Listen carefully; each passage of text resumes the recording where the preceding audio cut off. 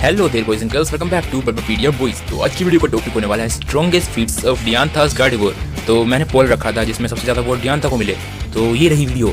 तो ये सारे पॉइंट्स होंगे इस वीडियो में। अटैक पावर सबसे पहला पॉइंट। तो अटैक पावर में हम दो तरह से अटैक पावर देखेंगे। सबसे पहले तो डैमेज डीलिंग की, किसने कितने अनुभवी पोकेमॉन को कितना ज़्यादा डैमेज इन्फ्लिक्ट किया।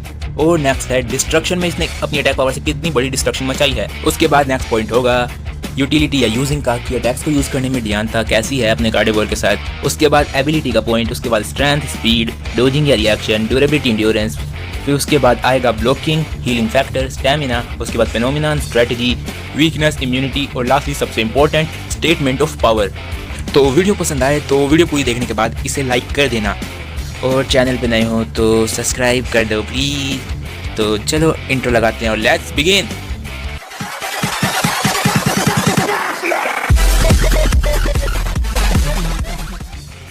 तो अटैक पावर की डैमेज डीलिंग के साथ स्टार्ट करते हैं। तो डियांथा की गार्डिवोर ने एक इनडायरेक्ट मून ब्लास्ट में, जो कि हिट भी नहीं हुई ग्रेनिंजा को, उसी से ग्रेनिंजा को काफ़ी अच्छा खासा डैमेज दे दिया था। और साथ ही साथ इसने पिकाचू को बहुत बुरी तरह अपने शैडो बॉल से उड़ा दिया और उसको अनेबल टू बैटल कर दिया। भले ही हराया नहीं, पर बैटल करने लायक भी नहीं छोड़ा। उसके बाद इसने ग्रेनिंजा के वाटर शरीकिन को ईजिली ब्लॉक कर दिया अपने शैडो बॉल से। तो डियांथा ने एक टाउन के सबसे स्ट्रॉन्गेस्ट ट्रेनर के एप्सोल को जस्ट वन अटैक नॉकआउट कर दिया। तो यह Absol almost high gym leader level का तो था, अगर टाउन का सबसे स्ट्रॉन्गेस्ट ट्रेनर का पोकेमॉन था तो अब करते हैं डियांथा की गार्डिवोर को मेगा इवोल्व, और फिर देखते हैं इसकी डैमेज डीलिंग कैसी होती है। तो डियांथा ने मेगा गार्डिवोर बनने के बाद सिर्फ एक मून ब्लास्ट में सेकंड एलीट 4 को डिस्ट्रॉय कर दिया, बिल्कुल बर्बाद कर दिया उसके मेगा सीजोर को। और मैं कहना चाहूँगा कालो सीजन के एलीट 4 कमजोर तो बिल्कुल नहीं है। सी बोल्ड, मालवा, सारे अच्छे खासे एलीट 4 वहीं आते हैं। तो इसे लोग एंटी फीट कहते हैं डियांथा की गार्डिवोर का, जिसमें कि जिस टाइम पे ऐश का ग्रेनिंजा ऑलमोस्ट एलीट 4 लेवल पे भी नहीं पहुंचा था ऐश रेंजर ट्रांसफॉर्मेशन के बाद, जिसने मास्टरी भी नहीं की थी, उसी टाइम पे इसने डियांथा की गार्डिवोर के शैडो बॉल को ओवर पावर कर दिया था। तो ये बात बिल्कुल भी सही नहीं है। ग्रेनिंजा से बैटल के बाद डियांथा की गार्डिवोर पर टीम रॉकेट ने अटैक किया था, जिसमें कि गार्डिवोर को एक पट्टा बना दिया था जो कि किसी भी पोकेमॉन की अटैक की शॉकवेव को अब्जॉर्ब कर सकता है। तब डियांथा ने कहा था कि गार्डिवोर फुल पावर यूज़ करो।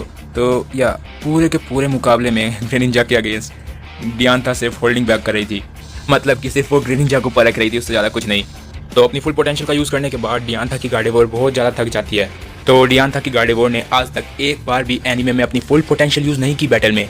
अगर वो अपनी फुल पोटेंशियल यूज़ करे तो कमाल कर सकती है, क्योंकि विक स्टॉर्म के मेगा सीजोर के खिलाफ, ऐश की ग्रेनिंजा के खिलाफ किसी भी बैटल में उसने अपनी फुल स्ट्रेंथ यूज़ नहीं की। और अगर वो बिना फुल स्ट्रेंथ का यूज़ करे एलीट 4 को केओ कर सकती है, तो बस कमाल है वो। तो डैमेज डीलिंग में अब तक हमने डियांथा की गार्डिवोर की ऑलमोस्ट हाफ से भी कम पावर देखी है, इसलिए अभी तक हमको जज नहीं कर सकते कि कितनी स्ट्रॉन्ग है डियांथा की गार्डिवोर डैमेज डीलिंग अटैक पावर में। तो अब चलते हैं डिस्ट्रक्शन अटैक पावर में। तो जब डियांथा की गार्डिवोर नॉर्मल फॉर्म में थी और अपनी फुल पोटेंशियल यूज़ भी नहीं कर रही थी, तभी उसका शैडो बॉल फटने से 300 गज से ज़्यादा बड़ा धमाका कर सकता था। इसका मैं फुल पोटेंशियल में मेगा फॉर्म में धमाका देखना पसंद करूँगा। तो इसने एक ज़ायगार्ड की वाइन को स्टॉप किया था नॉर्मली एक बंदे को बचाने के लिए। फिर इसने स्टीवन के मेटाग्रोस के साथ साइकिक पावर से इन वाइन्स को मरोड़ दिया, जो कि आराम से सिर्फ 3 मिलकर ही 4 बिल्डिंग्स को तोड़ सकती थी। इसने मेगा फॉर्म में भी एक ज़ायगार्ड की वाइन को ओवर पावर किया है। और लास्टली इसने उस कंटेनर को टीम रॉकेट के, जो कि टीम रॉकेट ने प्रोफेसर सिकामोर का मेगा एवोल्यूशन डाटा चुरा के बनाया था, जो कि हर एक मेगा एवोल्यूशन पोकेमॉन के अटैक को सहने जितना मतलब मजबूत था, उसे डियांथा गार्डिवोर ने मल्टीपल शैडो बॉल अटैक से फाड़ दिया। तो अटैक पावर देखकर ये मुझे पता चल चुका है कि ये अब तक के स्ट्रॉन्गेस्ट ट्रेनर ऑन पोकेमॉन में से एक है जो आज तक एनीमे में दिखे हैं। तो नेक्स्ट पॉइंट है यूटिलिटी या यूजिंग का। तो यूजिंग में मैं क्या बताऊँ, डियांथा की गार्डिवोर अपने साइकिक पावर्स की मदद से उड़ सकती है, जिसकी वजह से वो आराम से frenzy plant blast, burn, earthquake जैसे अटैक्स को आराम से डोज कर सकती है। और ये multiple shadow balls attack hit कर सकती है। और उसके बाद इसका अपनी बॉडी पे पूरी तरह से नियंत्रण है, जिससे कि अपनी पावर को मिनिमाइज या फिर अप कर सकती है, जैसे कि इसने ग्रेनिंजा के अगेंस्ट अपनी पावर को मिनिमाइज किया था। और इवन ये ब्लॉकिंग के लिए भी अपने अटैक्स का यूज़ कर दिया। तो यूटिलिटी में कह सकते हैं कि ये one of the best Pokemon में से एक है एनीमे में। तो नेक्स्ट है एबिलिटी का पॉइंट। तो डियांथा इकलौती चैंपियन है पूरे एनीमे में जिसके पोकेमॉन के पास एबिलिटी है, वो भी एक नहीं दो, पिक्सेलेट और ट्रेस। तो pixelate ability normal type attacks को फेरी टाइप में बदल देती है, और जो ये ट्रेस एबिलिटी है ये बहुत ज़्यादा कमाल की एबिलिटी है, क्योंकि ये एबिलिटी अपोनेंट की एबिलिटी की कॉपी करती है, जैसे बैटल बॉन्ड ऐश के ग्रेनिंजा की एबिलिटी है। अगर डियांथा की गार्डिवोर ट्रेस एबिलिटी यूज़ कर ले मुकाबले में, तो बैटल बॉन्ड एबिलिटी तक को वो कॉपी कर सकती है। मतलब कि बैटल बॉन्ड एबिलिटी स्टैट्स को इंक्रीज़ करती है, मतलब कि डियांथा की गार्डिवोर के स्टैट्स भी इंक्रीज़ हो जाएंगे। फॉर्म तो चेंज नहीं हो सकती, पर स्टैट्स चेंज हो सकते हैं। ऐसे ही डियांथा की गार्डिवोर मेटाग्रोस की क्लियर बॉडी एबिलिटी को अडेप्ट कर सकती है, या फिर मेगा चार्जार्ड की टफ क्लो एबिलिटी भी अडेप्ट कर सकती है। तो फ़ायदे ही फ़ायदे ट्रेस एबिलिटी के। तो नेक्स्ट है स्ट्रेंथ का पॉइंट। तो क्या बताऊँ मैं फेरी टाइप पोकेमॉन की स्ट्रेंथ। तो इसने 40 किलो के ग्रेनिंजा को इजीली रोक लिया विदाउट एनी एफर्ट और उसे पुश बैक भी कर दिया। तो फिजिकली ना सही लेकिन साइकिक अटैक के साथ इसने ऑलमोस्ट 1 टन से भी ज़्यादा भारी वाइन को मरोड़ दिया और ये वाइन्स पूरे के पूरे शहर की बिल्डिंगों को उखाड़ सकती हैं। तो इनका वजन तो ऑलमोस्ट 1 टन से भी ज़्यादा होना चाहिए। तो नेक्स्ट पॉइंट है स्पीड का पॉइंट। तो पूरे कालोस का सबसे फास्टेस्ट पोकेमोन कौन है? डियांथा का गार्डेवोर है। पूरे पोकेमोन वर्ल्ड का लेजेंडरीज और अल्ट्रा बीस्ट के बाद सबसे फास्टेस्ट पोकेमोन कौन है? डियांथा का गार्डेवोर है। ऑब्वियसली सबसे फास्टेस्ट नॉन लेजेंडरी पोकेमोन डियांथा का गार्डेवोर है।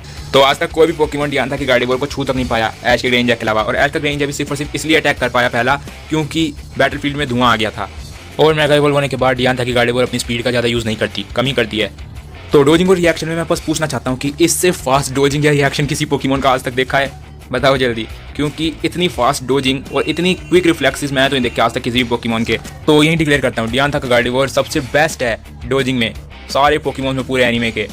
और इस पे अटैक हिट करना ही बिल्कुल इम्पॉसिबल काम है। ग्रेनिंजा भी सिर्फ और सिर्फ धुएं में कर पाया था, स्ट्रैटेजी के बिना तो इस पर अटैक करना इम्पॉसिबल है। तो नेक्स्ट पॉइंट है ड्यूरेबिलिटी का। तो डियांथा की गार्डेवोर को आज तक ऐश के ग्रेनिंजा के अटैक के अलावा कोई और अटैक लगा ही नहीं। तो कैसे बताऊं इसकी ड्यूरेबिलिटी कितनी है। और ऐश का ग्रेनिंजा भी उस टाइम पे हाई एलीट 4 लेवल का तो था नहीं फाइनल्स की तरह, तो कुछ नहीं पता, ड्यूरेबिलिटी अभी तक नहीं दिखी।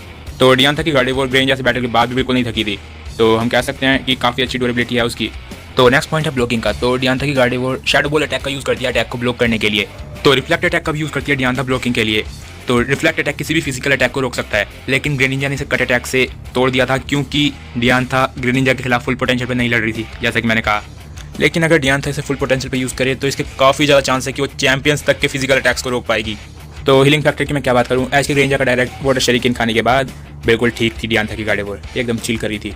तो नेक्स्ट है स्टैमिना का पॉइंट। तो जैसे कि मैंने कहा था कि डियांथा की गार्डेवोर ने जब अपनी पूरी स्ट्रेंथ यूज़ की टीम रॉकेट की उस मशीन को तोड़ने के लिए, तो वो बहुत ज़्यादा थक गई थी।